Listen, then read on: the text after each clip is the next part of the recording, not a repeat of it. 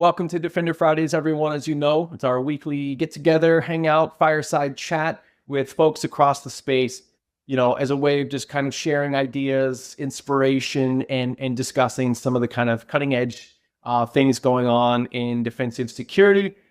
We've got our guest, Justin Varner, on with us today. Justin, I'm so glad you're able to join us. I think for a moment I was worried that maybe I should reach out, just make sure you're not caught up in this mess and see if we need to scramble a guest or something. But I appreciate you making the time to join us today. So Justin, you're coming on today, I believe, to talk about automating contextual analysis of real-time breach alerts. What does that mean and how can we all benefit from it?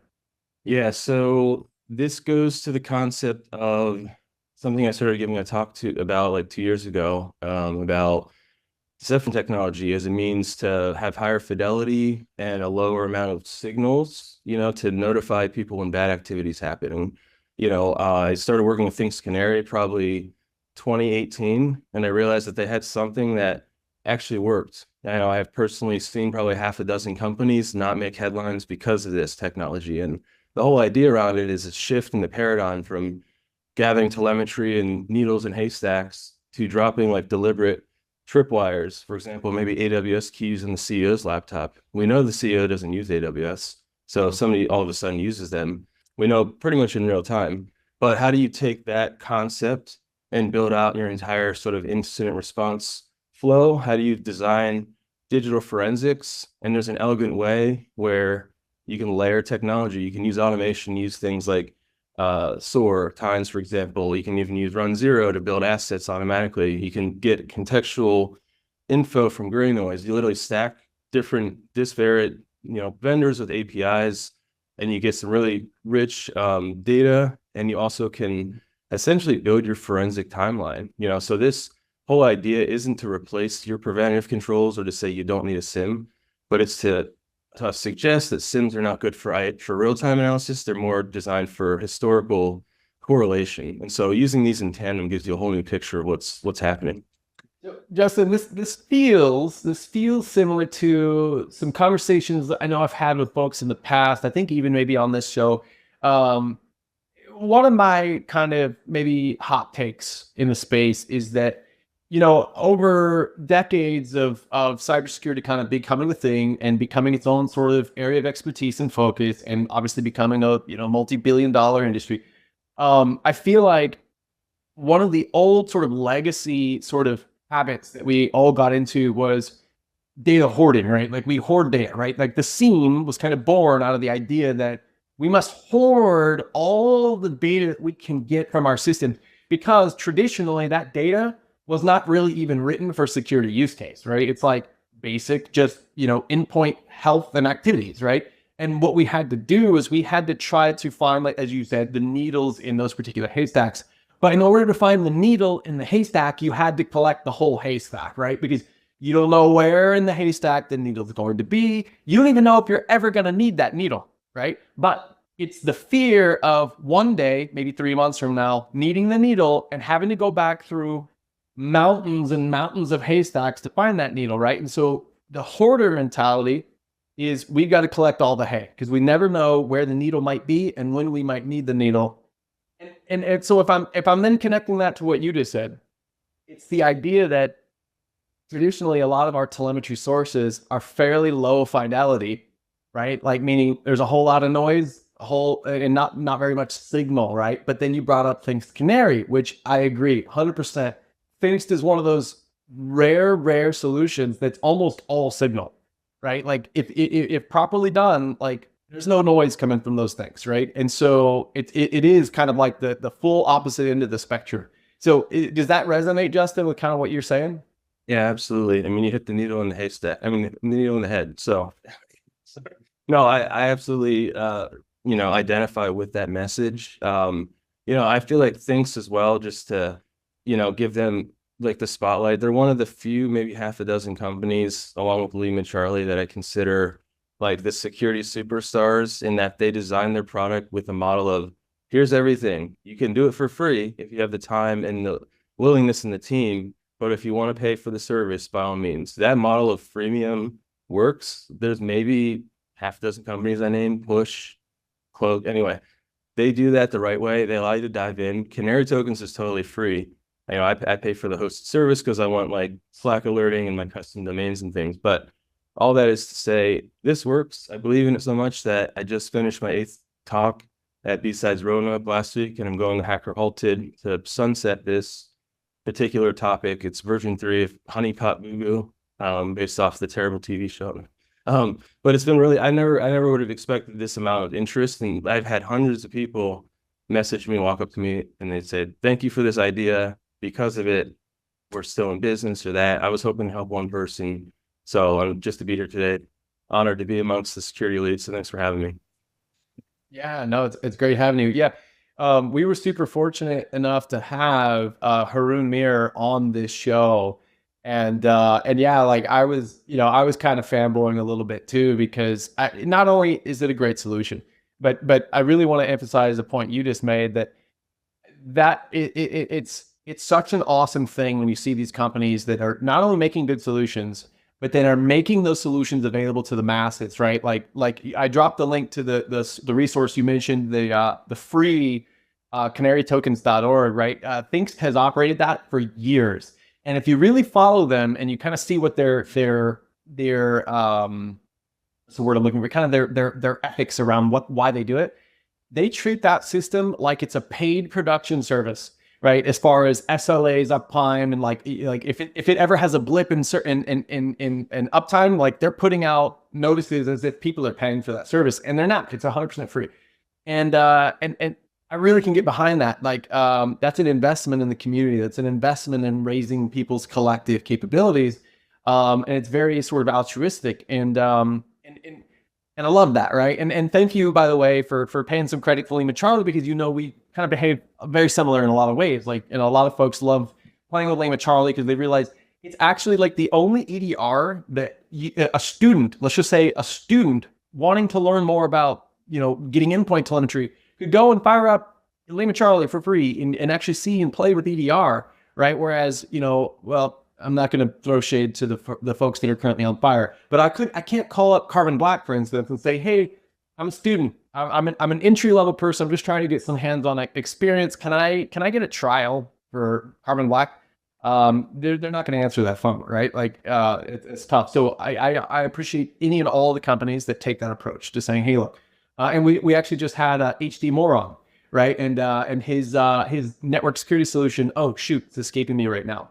You said it, didn't you? I'll run zero. Yeah. Run zero, right. Run zero, same thing, free tier, right? And so like shortly after that call, I deployed Run Zero in my home network. I'm like, oh my gosh, it's amazing, right? And I didn't have to have a sales call or anything. I can get to kind of experiment with and play with. And that's super cool, right? I appreciate that a lot. I call the, we'll talk about the sales funnel. I talk about calling it the sales engineer firewall. Like when you want to get a service with these companies, you have to call and set up a demo, and nothing makes me angrier than I just want to dive into the product. And so thanks for making it easy. Yeah. So Justin, so talk to me a little bit about kind of your key topic here. It's an interesting one, right? So automating contextual analysis of real-time breach alerts. Like, what does that mean to you? What is the methodology here?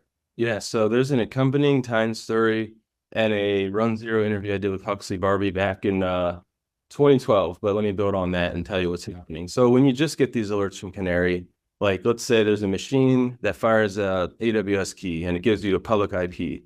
Well, that's not necessarily useful. You maybe want to understand, is that IP associated with malicious activity? Have we seen this IP before? Is it in our asset? And do we want to take an action on it? And so the way that you can go about this in a automated way is you can take those canary alerts, you can throw it through gray noise, which is what I consider to be a meta threat intel service. It looks at all the noise and it says, here's what actually matters based off botnets, CDNs, and things that aren't important. So if there's one or two IPs, all of a sudden that are associated with you that are targeting you, you're like, well, I'm interested in that. And then once you have that IP, you use that metadata to then build the asset and Run Zero. And Run Zero is like the only asset inventory product that I've ever seen that actually can do this in real time, because it's written in Go. That's the secret sauce behind the scenes, and HD Moore is a ninja. And so But once you have that, then you can say, okay, we're going to create a ticket, from run zero. And this is all kind of pulled together by Tines. Tines is another one of those companies. They're in Dublin. They provide a SOAR. So as long as it has an API, you can rack and stack them. And you can take that and you can create tickets. You can create a Slack channel. You can say, this is high value. And most, like you said, most things from Canary are high fidelity. You're going to early on need to, weed through some of the red herrings and false positives. Like I have a token that just sits on the internet and looks for slow redirects, and that's noisy. But the whole point is to just like see who's hitting my domains, and then you can send them to like get rickrolled or whatever. That's a fun token, but it's not necessarily high fidelity because it's on the internet, right? And everyone can hit it. But these high fidelity signals are important. And rather than having to pull them together and chain them, you use the technology to do what it does well, and assist with instant response, forensics, and so on. That's in a nutshell what's going on. I love it. And I know this is probably a concept that's fairly familiar to some of the more leading edge SOCs. I know we've got Andrew Cook and some of my colleagues from Recon that are all over this topic because they do a fair amount of this. And I know, again, a lot of the other well-to-do SOCs are probably ahead of this curve, but this is a conversation I have with a lot of SOCs that are even, from the earlier, kind of stages of maturity, even towards like the middle of the maturity model of, okay, how do we overcome this issue? We've got the SIEM, we've got the EDR, we've got all these things.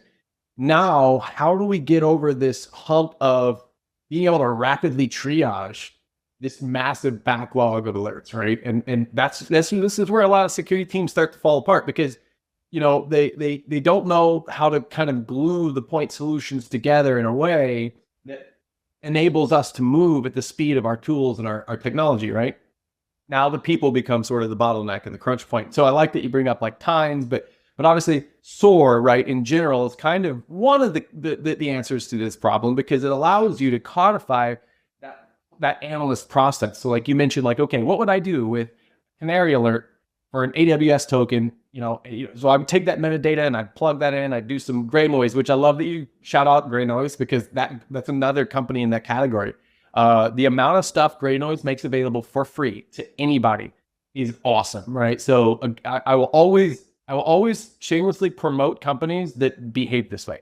But yeah, take all the steps that you would do manually and now automate that, right? Anything that an analyst could do can likely be automated and therefore should be automated into playbooks, runbooks, stories, whatever you want to call them, whatever your solution of choice calls them, right?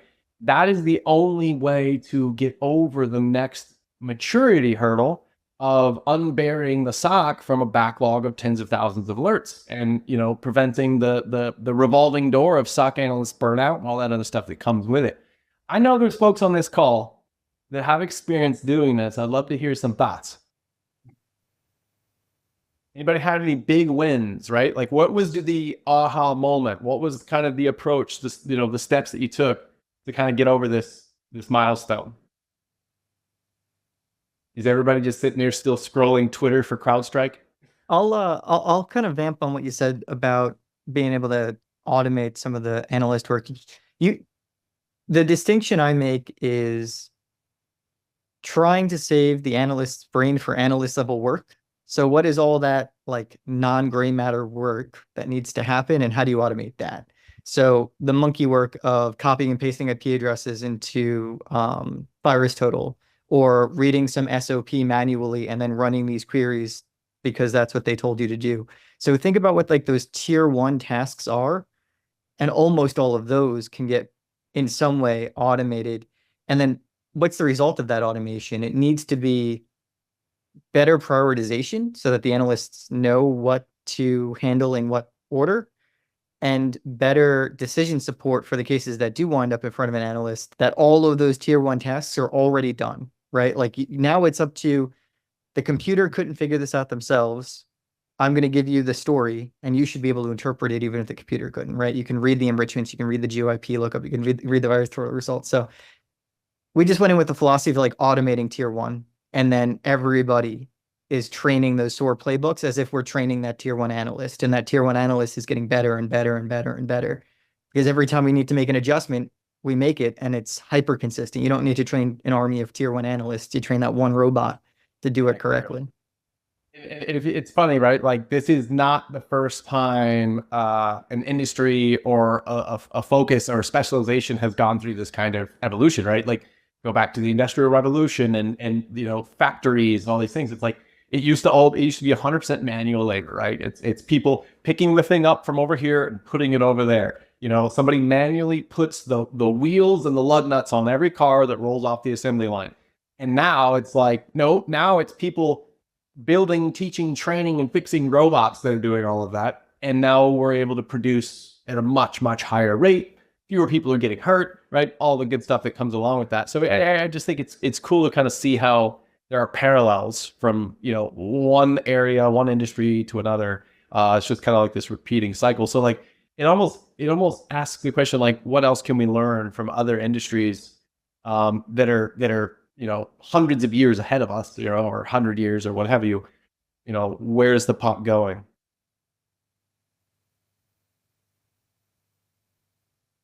Yeah.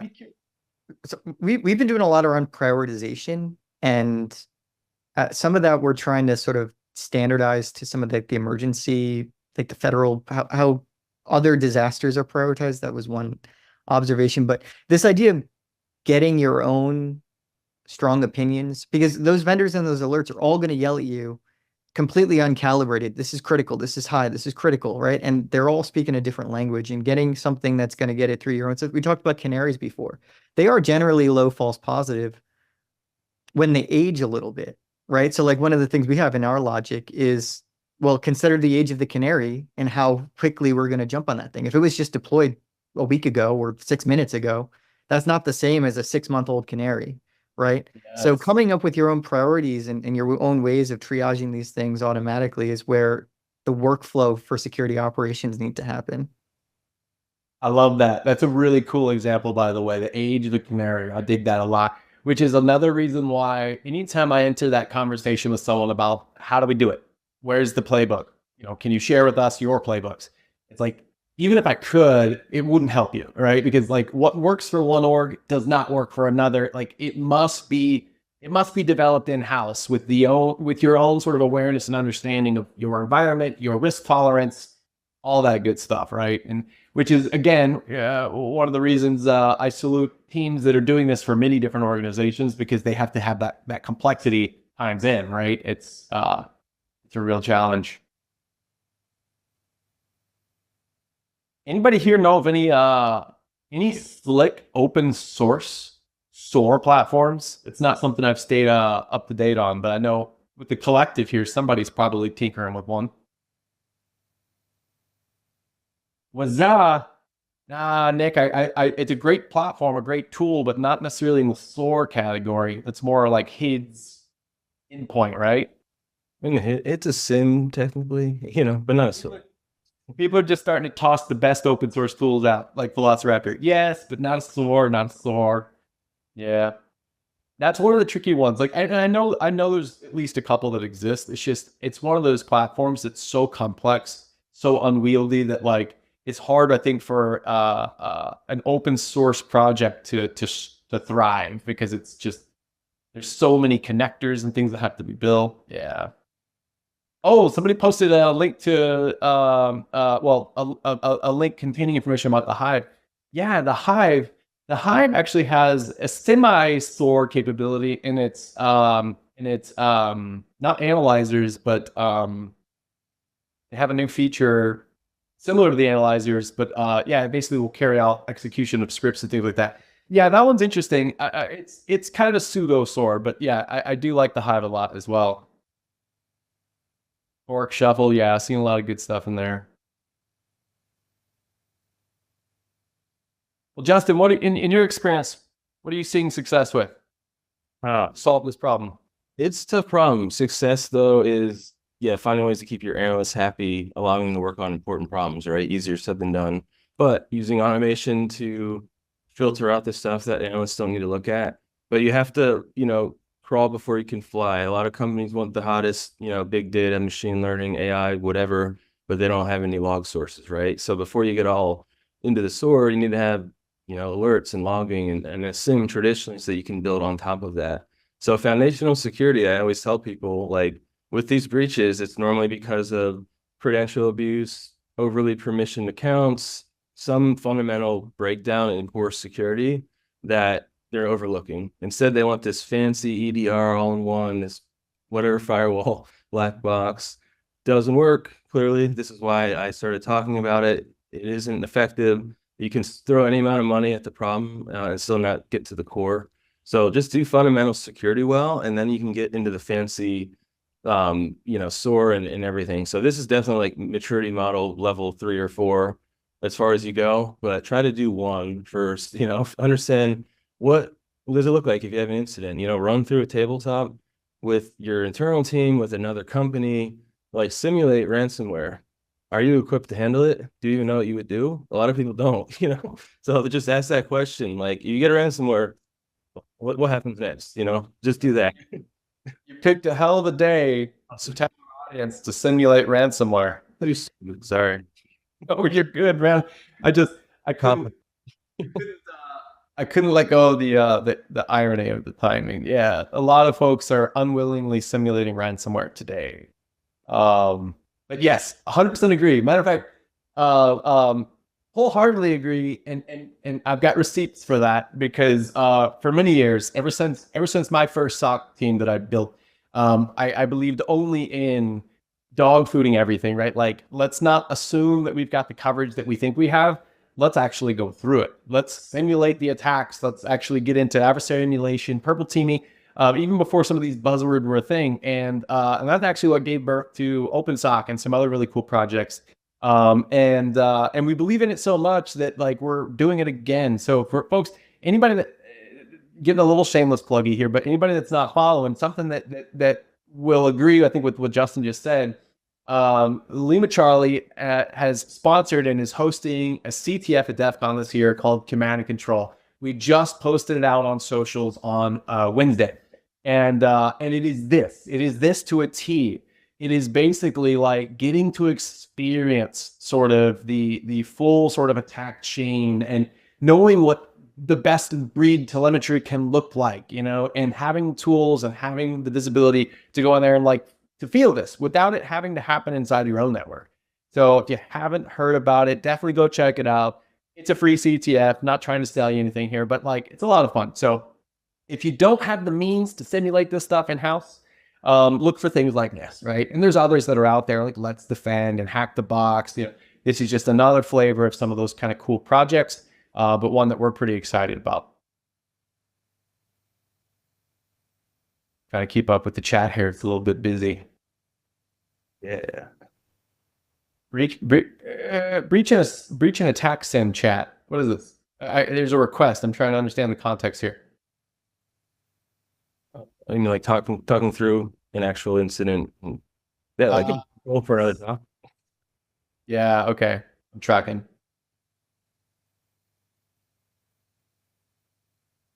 Don't let your engineering managers go on vacation. Yikes. I don't know if that's the sustainable solution there. Awesome, folks. Well, hey, as we get down here to the last couple of minutes, I do want to just share, we just announced the CTF, Command and Control, the DEF CON. Also, for those of you that are friends and family and fans of Lima Charlie, we will be at Black Hat and also obviously at DEF CON. Come out and say hi if you're going to be at Hacker Summer Camp. We'd love to see you. Have some stickers, some swag, and some other fun things if you're into that kind of thing. Also, just down to get together and have these types of conversations in person. Join the Lima Charlie Slack, slack.limacharlie.io. Thank you so much for joining us today. Again, in Slack, every week we announce the winner of a Defender Fridays t-shirt, so be sure you're present to win. If you are drawn from the list of attendees, we will mail you out a shirt. Have a fantastic rest of your Friday. See you all next week. Thank you, Justin, for joining us today. See you all. Bye-bye.